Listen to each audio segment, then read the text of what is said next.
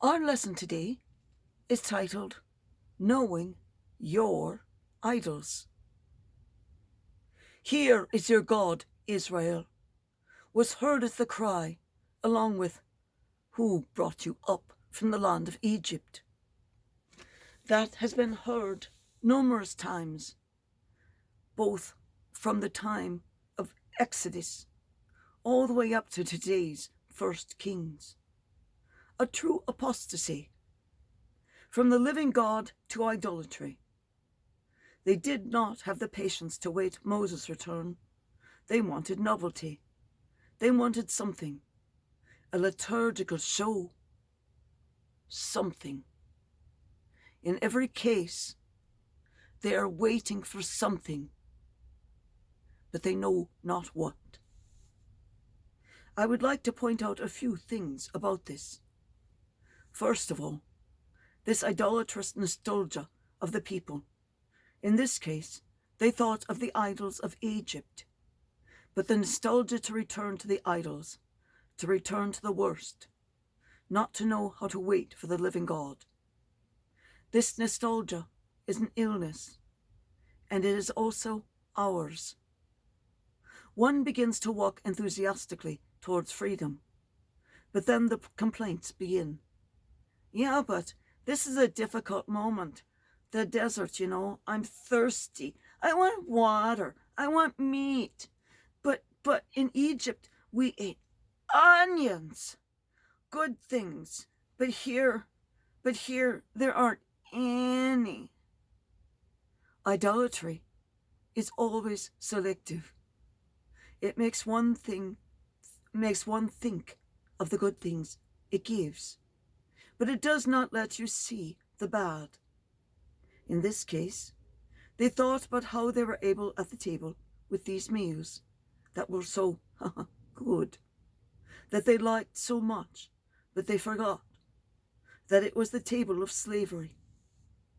Idolatry is selective. Then another thing. Idolatry makes you lose everything. Aaron, to make the calf, asked them to give their gold and silver. But it was the gold and silver that the Lord had given them when he said to them, "Ask the Egyptians to lend you gold." And then they went away with the gold. It is a gift from the Lord, and with the Lord's gift, they made an idol, a golden calf. And this is very bad.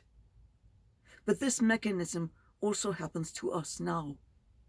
When we do things that lead us to idolatry, we become attached to things that distance us from God. We make another God with the gifts that the Lord has given us, that he has made possible, with our intelligence, with our will, with our love, with our heart. We use God's very gifts to make idols. Yes, some of you might say, but I don't have any idols at home. I have my crucifix. I have an image of Our Lady, which are not idols. No, not in your heart. And the question that we must ask today is, what is the idol you have in your heart? What is in my heart? That hidden escape where I feel good, or I distance myself from the living God. And we also have an attitude with idolatry that is very cunning.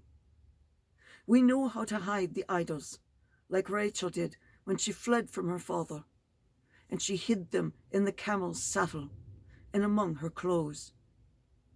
We too have concealed many idols among the clothing of our hearts. The question I would like to ask today is, what is my idol? That idol of mine, of worldliness. Idolatry also reaches piety, because they wanted the golden calf not for a circus, no, but for worship. They bowed down before it. Idolatry leads you to a mistaken religiosity rather very often worldliness, which is idolatry. It makes you change the celebration of a sacrament into a worldly party. For example, let's imagine a 21st century wedding celebration.